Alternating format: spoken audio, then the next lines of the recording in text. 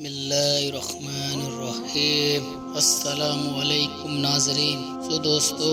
یہ دوسرا پارٹ ہے۔ اس جگہ فرشتوں کا سوال اس لیے نہ تھا کہ وہ اللہ تعالیٰ سے مناظرہ یا اس کے فیصلے کے متعلق گفتگو کرے، بلکہ وہ آدم علیہ السلام کی پیدائش کا سبب معلوم کرنا چاہتے تھے، اور یہ کہ اس کو خلیفہ بنانے میں کیا حکمت ہے۔ ان کی خواہش تھی کہ اس حکمت کا راز ان پر بھی کھل جائے، اس لیے ان کے طرز ادا اور مقصد کی تعبیر میں کوتاہی پر پابندی کے نام اللہ تعالیٰ نے یہ پسند فرمایا کہ ان کے اس سوال کا جواب جو ظاہر میں حضرت آدم علیہ السلام کی تحقیر پر مبنی ہے، عمل و فعل کے ذریعے اس طرح دیا جائے کہ ان کو اپنے آپ آدمی کی برتری اور اللہ کی حکمت کی بلندی اور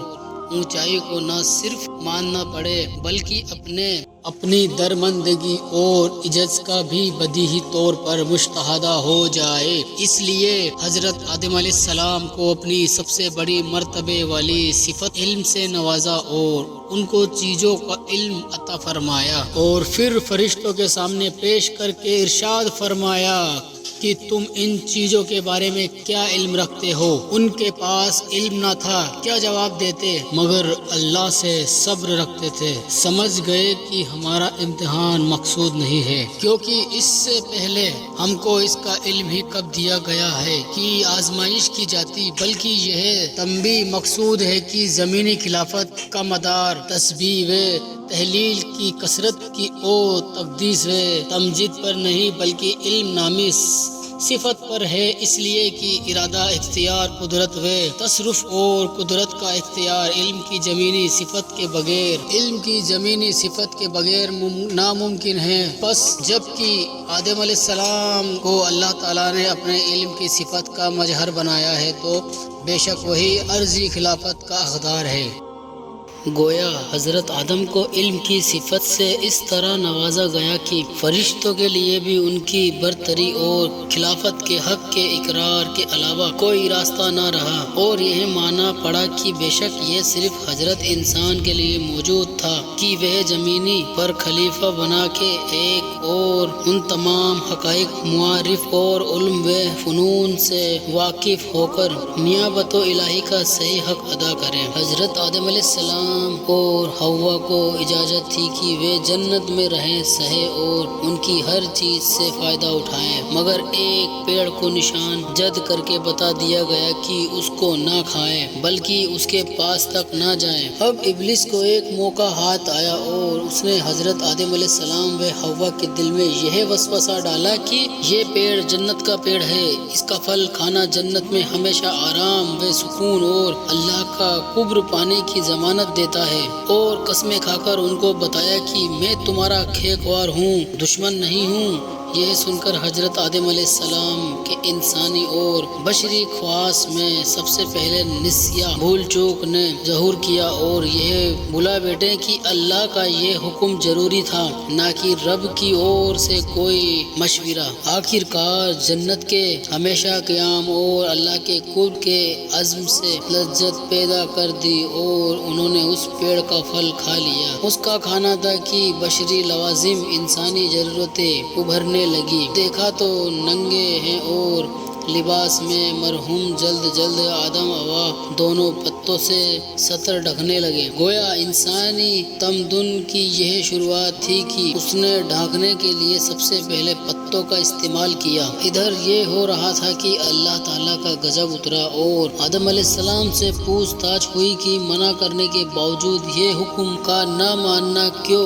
آدم آخر آدم تھے، اللہ کے دربار کے مقبول تھے، اس لیے شیطان کی طرح مناظرہ نہیں کیا اور اپنی غلطیوں کو تاویلوں کے پردے میں چھپانے بے مطلب کی کوشش سے باز رہے۔ ندامت و شرمساری کے ساتھ اقرار کیا اور کہ غلطی ضرور ہوئی، لیکن اس کی وجہ سرکشی نہیں بلکہ انسان ہونے کے ناطے بھول چوک اس کی وجہ ہے۔ پھر بھی غلطی ہے، اس لیے توبہ و استغفار کرتے ہوئے معاف کر دیے جانے کی درخواست کرتا ہوں۔ اللہ تعالیٰ نے ان کے اس عرض اور قبول فرمایا اور معاف کر دیا، مگر وقت آ گیا کہ حضرت آدم علیہ السلام اللہ کی زمین پر خلافت کا حق ادا کریں۔ اس لیے حکمت کے تقاضے کے طور پر ساتھ ہی یہ فیصلہ سنایا کہ تم کو اور تمہاری اولادوں کو ایک طے وقت تک زمین پر قیام کرنا ہوگا، اور تمہارا دشمن ابلیس عداوت کے اپنے تمام سامان کے ساتھ وہاں موجود رہے گا، اور تم کو اس طرح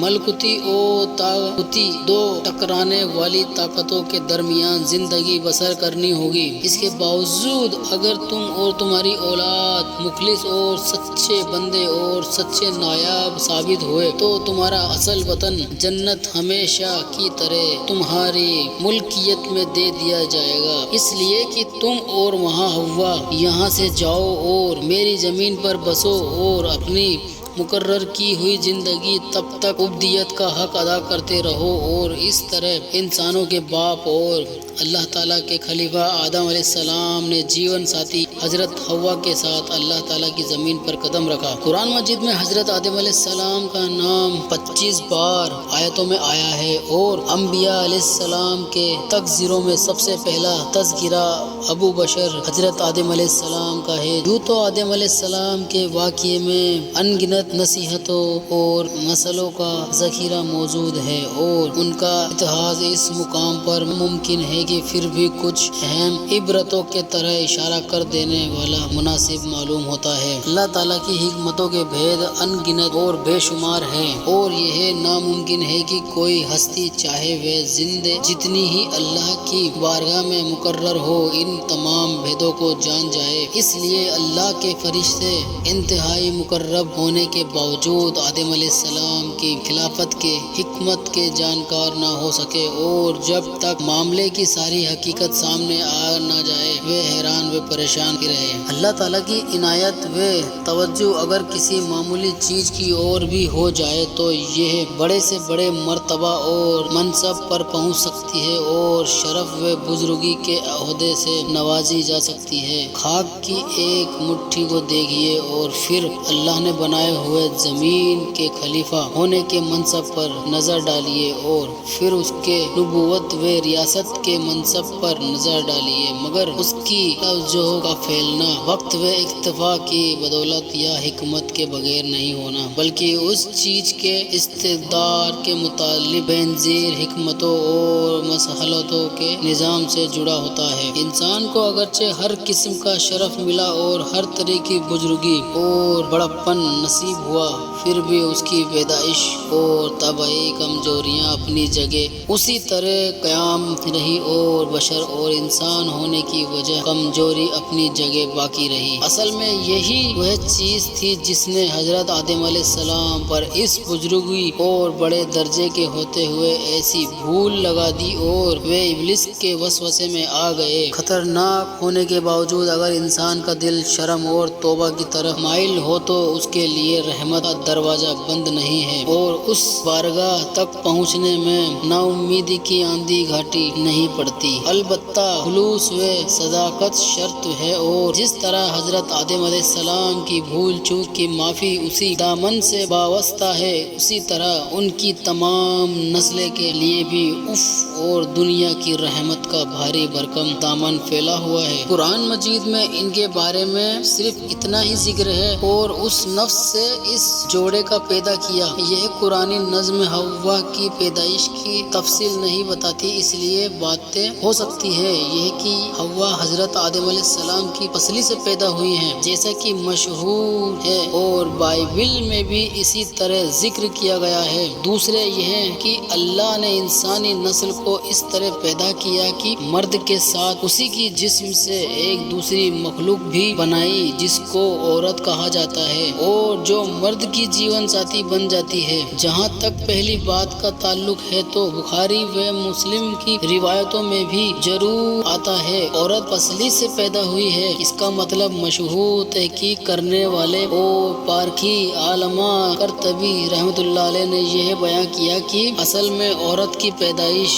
کو پسلی سے تشبیہ دی گئی ہے، یعنی اس کا حال پسلی ہی کی طرح ہے۔ اگر اس کی ڈیڑھ کو سیدھا کرنا چاہو تو وہ ٹوٹ جائے گی۔ تو جس طرح پسلی کے ترچھے پن کے باوجود اس سے کام لیا جاتا ہے اور اس کی ڈیڑھ کو دور کرنے کی کوشش نہیں کی جاتی، اسی طرح عورت کو ساتھ نرمی اور ملائم کا معاملہ کرنا چاہیے، ورنہ سختی کے برتاؤ سے خوشگواری کی جگہ تعلق کے بکھرنے ٹوٹنے کی شکل پیدا ہوگی۔ مختصر یہ ہے کہ اوپر کی آیت کی تفصیل میں تحقیق کرنے والوں کی رائے ایک دوسرے کی تفسیر کی اور مائل ہوئے، جس کا حاصل یہ ہے کہ قرآن عزیز صرف حوا کی تخلیق کا ذکر نہیں کر رہا ہے بلکہ عورت کی پیدائش کے بارے میں یہ حقیقت بھی بتاتا ہے کہ وہ بھی مرد ہی کی جسم سے ہے اور اسی طرح مخلوق ہوئی ہے۔ قرآن پاک اور رسول اللہ صلی اللہ علیہ وسلم کی حدیثوں نے جو کچھ ہم کو بتایا ہے کہ کا حاصل یہ ہے کہ ہم کو نہ فرشتوں کی تخلیق بتائی گئی ہے اور نہ وہ ہم کو نظر آتے ہیں، البتہ ہمارے لیے یہ یقین و ایک ضروری قرار دیا گیا ہے کہ ہم ان کے وجود کو مان لیں اور ان کو مستقبل مخلوق جانیں۔ اسی طرح جن بھی اللہ تعالیٰ کی مستقبل مخلوق ہے، جن کی پیدائش کی حقیقت کو ہم پوری طرح نہیں جانتے اور نہ ہم انسانی آبادی کی طرح وہ ہم کو نظر نہیں آتے، لیکن قرآن حکیم نے جو تفصیل اس مخلوق کے بارے میں بتائی وہ ہمارے لیے ضروری قرار دیتی ہے کہ ہم یہ ایک اور یقین رکھیں کہ وہ بھی انسان کی طرح مستقبل مخلوق ہے اور اسی طرح شرائط پر چلنے اور مجبور بھی ان میں پیدا کرنے والے بڑھنے والے کا بھی سلسلہ ہے اور ان میں نیک اور بد بھی ہے۔ قرآن مجید کی آیتوں سے معلوم ہوتا ہے کہ شیطان جن ہی کی نسل میں سے ہے اور ابلیس شیطان نے اللہ کے سامنے خود یہ مانا کہ اس کی تخلیق آگ سے ہوئی ہے۔ تو دوستو آج کی حدیث یہی تھی۔ اگر آپ کو حدیث اچھی لگی تو آگے شیئر کریں اور اگر اس میں کچھ غلطیاں ہوئی ہے دوستو تو غلطیوں کو معاف کیجیے گا۔ بس میں آپ سے یہی کہنا چاہوں گا کہ حدیثوں کو آگے سے آگے پھیلائیں، حدیث کو آگے پھیلانا صدقہ جاریہ ہے۔ اللہ تعالی ہم سب کو کہنے سننے سے زیادہ عمل کرنے کی توفیق نصیب عطا فرمائے۔ وآخر دعوانا والحمدللہ رب العالمین۔ السلام علیکم۔